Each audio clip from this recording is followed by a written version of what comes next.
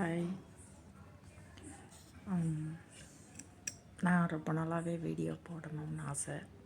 ஆனால் எப்படி ஆரம்பிக்கிறது, எப்படி போடுறதுன்னெல்லாம் யோசிச்சுட்டு இப்படியெல்லாம் பேசலாமா, அப்படி பேசலாமா அப்படின்னு நினச்சிட்டு போடாமல் விட்டுருவேன். எங்கே ஆரம்பிக்கிறது, எங்கே முடிக்கிறதுன்னு கூட தெரியறதில்ல. வாழ்க்கையில் நாங்கள் இது மாதிரி ஒரு விஷயங்களெல்லாம் பார்த்ததில்ல. நாங்கள் உண்டு வேலை உண்டுன்னு வேலையில் ரொம்ப பிஸி. ஒரு வயசுக்கு உள்ளே தன்னம்பிக்கையோடு உழைக்க ஆரம்பித்தோம். இப்போ அந்த உழைப்பு நம்மளுக்கு அதிகமாக கை கொடுக்கல. அதனால் ரொம்ப தோர்ந்து போனது போல் ஒரு இது. காலையில் 4 மணிக்கெல்லாம் எழுந்திரிச்சு எல்லா வேலைகளையும் முடிச்சுட்டு வேலைன்னு 7 மணி ஆனச்சுன்னா வேலை ஆரம்பிக்கிறோம். 6 மணி வரைக்கும் வேலை செய்வோம். அவ்வளோ ஒரு பிஸியான வாழ்க்கை எங்களுடையது. இப்போ நம்ம சாப்பாட்டு விஷயங்களெல்லாம் அவசர சமையல்கள் எல்லாம் நம்மளுக்கு உதவி செய்யலை. வேலையில் அதிகமான கடுமையான உழைப்பு தான் உழைக்கிறோம். ஆனால் உழைப்புக்கு தகுந்த சாப்பாடுகள்லாம் நம்ம எடுத்துகிட்டு போகாமல் இன்றைக்கி சுகர் அப்படிங்கிற அந்த ஒரு கம்ப்ளைண்ட் எங்களால் எல்லாம் இப்போவே வேலை செய்ய முடியல. 400 500ன்னு போயிடுச்சு. காரணம் எங்களால் வேலைக்கு போய்கிட்டு இந்த சப்பாத்தி செய்கிறது, தோசை சுடுறது, இந்த மாதிரி வேலைகளெல்லாம் எங்களால் செய்ய முடியறதில்ல. வேலையில் அவ்வளோ ஒரு கண்டிஷனான வேலைகளை போகிறதுனால சாப்பாட்டை தவிர வேறு எதுவும் செஞ்சு எடுத்துகிட்டு போக முடியறதில்ல. அவசர சமையல்கள் தான். உடல்நிலையில் நாம் பாதுகாக்க முடியல. இப்போ நான் வேலைக்கு போயிட்டு இருந்தது இந்த சுகர் காரணமாக வீட்டிலையே உட்காந்துருக்குறோம். இப்போ சமையல் செஞ்சு சாப்பிட்றோம். மண்சட்டி வாங்கி சமையல் செய்கிறோம், அதில் வடித்து சாப்பிட்றோம். அப்புறம் காய்கள்லாம் வாங்கி அதையெல்லாம் க்ளீன் பண்ணி அறுத்து இதையெல்லாம் செய்கிறதுக்கு எங்களுக்கு நானெல்லாம் வேலைக்கு போகும்போது செய்ய முடியறதில்ல. இப்போ அதெல்லாம் க்ளீன் பண்ணி எல்லாம் செஞ்சு சாப்பிட்றோம். நோய் விட்டு போகுது. ஆனால் உழைக்கிறதுக்கு எங்களுக்கு உடல்நிலை இப்போதைக்கு சரியில்லை. டைமும் போதலை. இந்த மாதிரி எவ்வளவோ சகோதரர்கள் இருப்பாங்க. உடம்புக்கு முதல்ல ஆரோக்கியத்தை நம்ம தேடிக்கிட்டோம்னா சம்பாதிக்கிறது கம்மியாக இருந்தாலும் இப்போ நான் நினைக்கிறேன், வேலைன்னு ஓடிட்டு நம்ம உடம்பை இன்றைக்கி இப்படி இது பண்ணிட்டு வேணும். உழைக்காமல் இருந்தாலும் அந்த உடம்புக்கு கஷ்டமாக தான் இருக்குது. அதாவது 12 ஹவர் நம்ம நல்லா நடமாடிக்கிட்டு ஓடிக்கிட்டு நடந்துக்கிட்டே இருக்கிற மாதிரி வேலை எனக்கெல்லாம் ஒரு கம்பெனியில் வேலை. இப்போ அது நடக்காமல் இருக்கும்போது இப்போ நம்ம சாப்பிட்டதை ஜீரணிக்கிறதுக்கோசரம் வாக்கிங்குங்கிற பேரில் நடந்துகிட்ருக்குறோம். ஆனால் உழைச்சிட்டே இருக்கணும். அப்போ தான் உடல் நலமும் நல்லபடியாக இருக்கும். நம்ம சாப்பாட்டு வகைகளை மாற்றி சாப்பிடணும். மாற்றி சாப்பிட்டா தான் உடலும் பலமாக இருக்கும். எங்கள் வீட்டுகளில் நாங்கள்லாம் கிராமத்து ஆளுங்க. கம்பு சாப்பாடு, சோளம் சாப்பாடு இதெல்லாம் அதிகமாக எங்கள் வீட்டில எல்லாம் பயன்படுத்துகிறோம். வாரத்துக்கு ஒரு தடவை தான் எங்கள் வீட்டுகளில் எல்லாம் அரிசிங்கிற சாப்பாடே செய்வாங்க. அந்த மாதிரி ஒரு நிலை இருந்துச்சு. இங்கே 3 நேரமும் நம்ம சாப்பாட்டை தவிர வேறு எதுவும் செய்கிறதில்ல.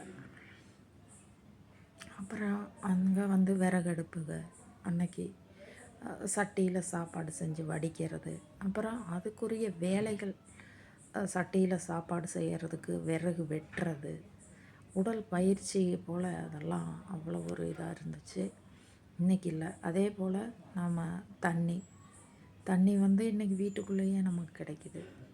அன்னைக்கு நாங்கள் 2 மைல் தூரம் போய் தண்ணி தலையில் ஒரு குடம், இடுப்பில் ஒரு குடம் வச்சு தூக்கிட்டு சமையல் பண்ணோம். அப்போ அதெல்லாம் ஒரு பெரிய பயிற்சி உடம்புக்கு நம்ம கிராமத்து இதில். அதே போல் தோசை இட்லிக்கெல்லாம் செய்யணும்னா ஆட்டாங்கல்லில் ஆட்டி அம்மிக்கல்லில் அரைச்சி குழம்பு வைக்கிறது, அதெல்லாம் பெரிய உடம்புக்கு அவ்வளோ ஒரு நல்ல எல்லா உறுப்புகளும் நமக்கு வேலை செய்யுது. கால்கள், கைகள், குத்தி அரிசி இந்த கம்பு சோளமெல்லாம் குத்தும்போது காலையில் எந்திரிச்சோடனவே நாங்கள்லாம் சோளம் அம்மாவுக்கு இடித்து கொடுக்கணும். அப்புறம் கம்பு சோளம்னு எல்லாமே வந்து அன்னைக்கு ஒரு உடல் உழைக்க சொல்லி சொல்லும்.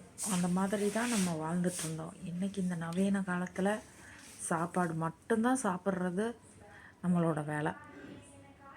அதை எப்படி இதை பசிக்குது அப்படிங்கிற பசி கூட நம்மளை பசிக்க மாட்டேங்குது. இன்றைக்கி வீட்டில் உட்காந்து சாப்பிட்டோம்னா நேரத்துக்கு அந்த ஜீரணமாகிறது கிடையாது, ஏப்பம் வர்றது, இப்படி பிரச்சனைகள் தான் இருக்குது. மனசும் உளைச்சலாகுது. எப்படியெல்லாம் ஓடி ஓடி உழைச்சிட்டு இருந்த நாம் இன்றைக்கி ஒரு இடத்துல முடங்கி இருக்கிறது, அது கஷ்டமாக இருக்குது. இதுதான் வாழ்க்கையில் பழகிக்கிறணும் போல் இருக்குது. ஆனால் என்ன கேட்டால் உழைச்சிட்டே இருக்கணும். அந்த உடல் இருக்கும் ஒவ்வொரு நிமிடங்களும் உழைச்சிட்டே இருக்கணும். ஆனால் இன்றைக்கி என்னாலேயே வந்து சடைஞ்சு படுத்தே தான் கிடக்கிறேன். சில பிரச்சனைகளை நம்ம விட்டு வெளியில் வந்து உழைச்சோம்னா நாமளும் பலமாக இருக்கலாம் அப்படிங்கிறத எல்லாரும் உணரணும். எனக்கு வேலையே இல்லை, எனக்கு இதே இல்லை அப்படின்னெல்லாம் நம்ம முடங்கிடுறோம். சொல்கிறவங்கள நினச்சி நான்லாம் முந்தி ரொம்ப கஷ்டப்படுவேன். இப்போ எனக்கே அந்த நிலை வரும்போது நான் உணர்றேன்.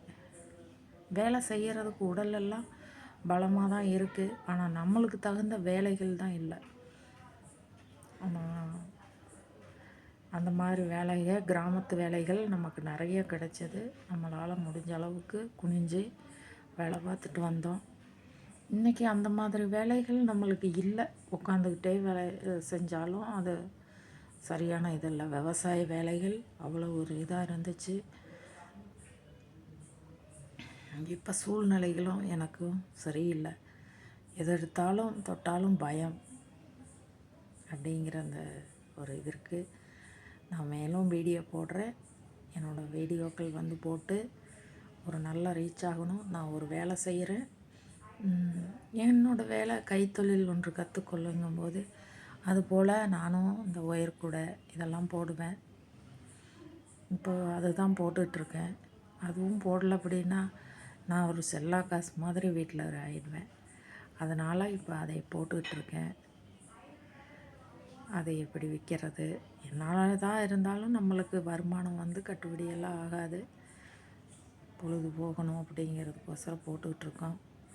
குடும்பமும் கொஞ்சம் கஷ்டத்தில் போய்கிட்டு இருக்குது. சரி, கொஞ்சம் மனசு ரிலாக்ஸ் ஆகணும் அப்படிங்கிறதுக்கோசரம் வீடியோ போடணும்.